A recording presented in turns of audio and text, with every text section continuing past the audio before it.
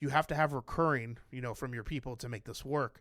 You get in 20, 30 nurses and they understand that, you're going to have a very good business. So now it comes down to training the nurses, and it's very important to tell them that style that needs to happen. So in retrospect, how you look at it is, you are an HR company. You are always going to have churn. You are always going to need to hire nurses, and that's okay. You just got to keep doing it till you find the good ones, because you will find good ones. You will. It takes years, but you will find good ones that stick with you day in and day out. And, remember, be nice to your nurses, be nice to your medics, be nice to whoever you work with. Make sure, you allow tips. Make sure you tip your nurse. You don't take a percentage of tips. Don't ever do that. Don't ever take I'm going to say it again, and I'm stuttering because it literally, I have seen people take percentages of tips. It's ridiculous.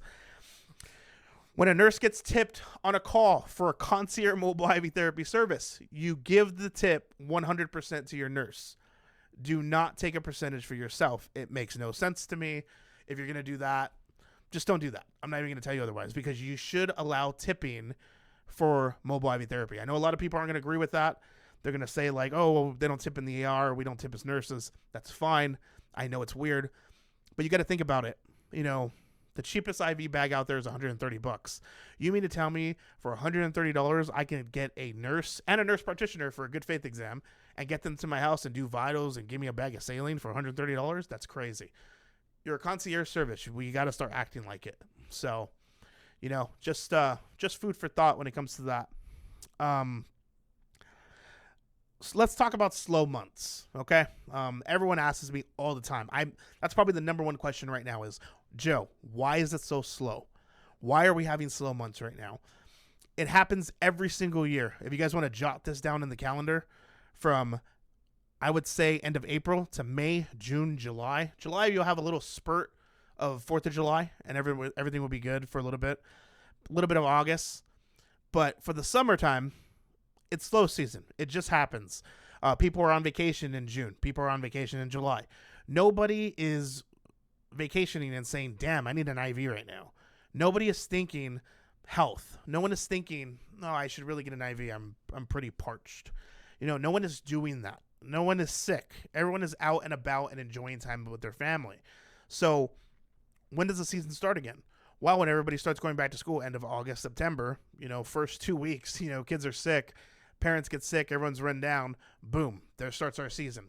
Oh, then you start going into Halloween and the parties, and then November, December for Christmas and Thanksgiving and all that stuff.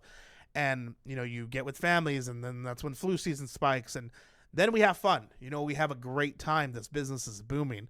But for summertime, I'm telling you, it has happened every year since I've been in this industry. This is nothing new. It has happened every single year, and I swear every year I get the hit with the same thing, like, Joe, it's slow. Joe, it's like, yeah, I swear it happens. It's just you have to be prepared for the slow months. You got to be able to ramp down. And when I say ramp down, take this with a grain of salt. Not just the clients that I work with, but I'm talking about every other mobile IV therapy company out there that doesn't even work with us, that's just listening today, is don't just get rid of your marketing company. Don't turn off your ads. Don't do anything drastic. It's not going to benefit you. Don't turn off the faucet that feeds your business. It just doesn't make any sense to me, because you want to save a few $1,000s between these months. It doesn't work. So, again, it's just, if anything, I would double down. I would double down on marketing. I would double down on advertising. I'd double down on videos. I'd double down on SEO. I'd double down on AI search. I would double down on everything, because everyone right now is scared and trying to hold on to everything so it gets busy again, when in reality, hey, go balls to the walls on everything and do your thing, and then reap, when it comes to, the sick season. So just my 2 cents, my 2 thoughts on that. So hopefully you guys get all that. Let's see. So people were asking, like, when it comes to marketing, why is marketing so important? And so mobile IV therapy, if you walk out of your house right now and you go to your neighbors, go to the left neighbor, go to the right neighbor, and ask them, hey, have you ever heard of mobile IV therapy? I guarantee you one of them is not going to know what mobile IV therapy is. One of them is not going to know what peptides are or weight loss or anything like that is. And, it's crazy to me that we're so early. Like, we're still so early and nobody gets it. Nobody gets that mobile IV therapy is a massive industry and it's heavily underslept.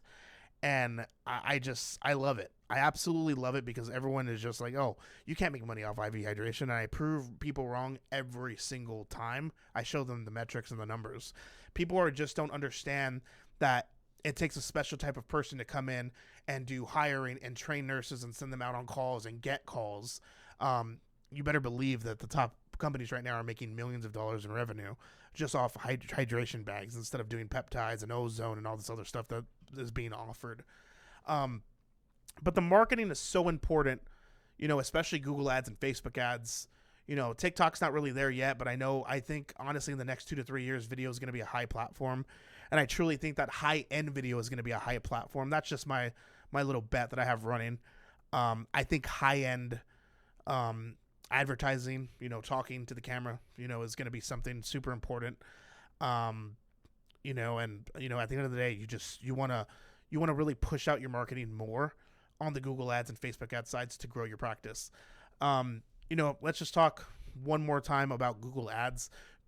Everyone has to understand when you do Google ads, you're not looking to profit off of Google ads. You're looking to break even. You break even on Google ads, you're doing a hell of a job, because when you bring in a recurring person and they stay with you, that's a $1,500 lifetime value.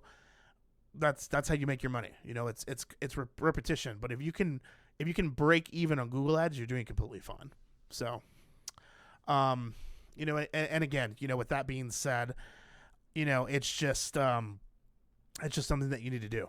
So, and yeah, that's pretty much all the questions I had, when it comes down to this. And, I'm going to make this a little bit more shorter than, the other episodes. But, other than that, I really appreciate you guys taking the ride with me. I have some new stuff coming out. It's going to be awesome. We got, a couple podcasts, guest appearances are going to be happening with some of the nation's top mobile IV companies that's going to be on this channel. I'm looking forward to actually building this channel and actually throwing out video content for this channel. I've done it a little bit in the past, as you can see from my other videos, but not something that I was super passionate on and not something that I was really, really, really good at.